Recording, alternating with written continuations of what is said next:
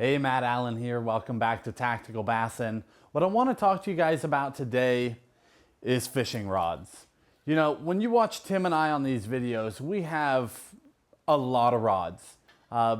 Partly because of our lifestyle, partly because of how much we fish. We own, sometimes we find a model that we like. We'll own 3, 4, 5 of the same model.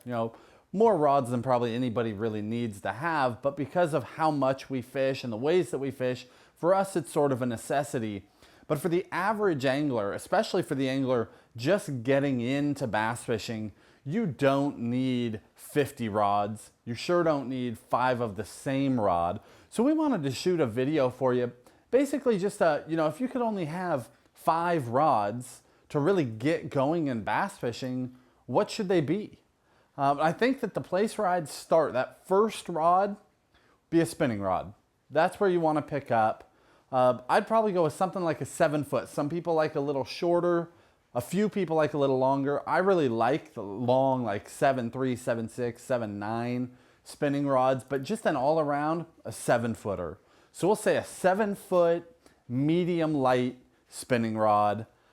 That rod is really going to get you going. With a rod like that, when I say medium light, you want that thing to be able to throw a tube, a drop shot, just basic worm fishing, some of those different techniques that work basically everywhere.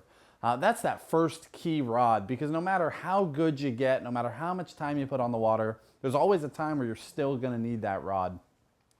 Second rod, I would still stay spinning. I'd stay in that 7-foot category. It's just a good size. You can get it into tight spaces. It's also enough rod that you can really load up and fight those fish well. So go to a 7-foot medium to medium heavy, a little bit stouter rod. Then you can start stepping up to a light jig on that spinning rod, a shaky head. You can get into some of your top waters like a popper, bigger poppers. Really just a very good versatile all-around rod. If you're fishing around cover, around docks, you'll still be okay pulling those fish out of there. Third rod, I'm going to move over into the bait casters. When I jump into a bait caster, still going to stay in that basic 7-foot range. I think that's a really good size range for most fishing. So go with a 7-foot medium. Basically what that is a rod that can handle almost everything, but it's still got a lot of bend in the rod, a lot of bow so those fish stay loaded up. 7-foot medium is going to let you throw everything from a Senko to a crankbait, top water, a really light jig. Just about anything you want to do on the water. It may not be the best rod for it, but you can get away with it. Fourth rod, going to still be a 7-foot bait caster, but I would step up and go to a medium heavy. A little bit stouter rod, quite a bit of backbone, still has a little bit of tip in it. When you go to that medium heavy, that really opens up the options for you.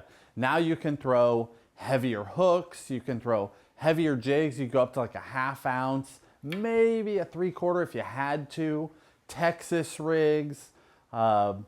You can really branch out from there and throw almost everything.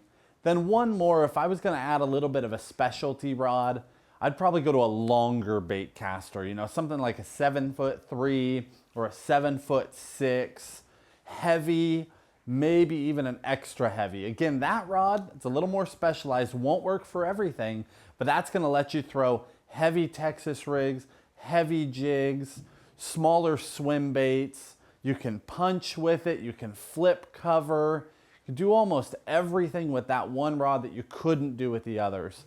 If you continue down the journey into bass fishing, you're going to want to get some specialty rods. You'll want to get your ultra finesse rods, you want to get your swim bait rod, maybe a dedicated flipping stick. But those 5 rods, those are going to get you by for a lot of years.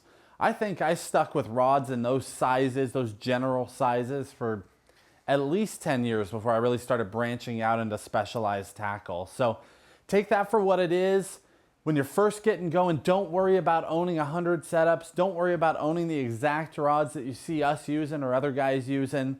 Just focus in on those basic rods that cover the gamut, that work for a lot of different baits instead of specialties. You're going to do just fine. Good luck out there. Like the video, subscribe to the channel. We appreciate your support.